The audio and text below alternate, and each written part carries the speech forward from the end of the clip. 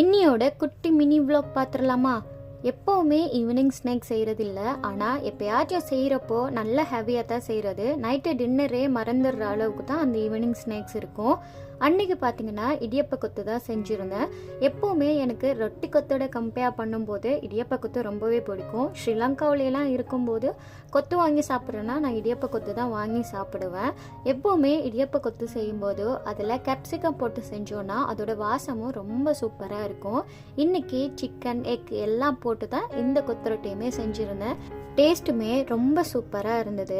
இடியப்ப கொத்து இருக்கும்போது இஞ்சி பிளேண்டி இல்லைன்னா அது இறங்கவே இறங்காது. ஸோ கொத்தை வச்சுட்டு அடுத்த கையோட இஞ்சி பிளேண்டியே போட ஆரம்பிச்சாச்சு.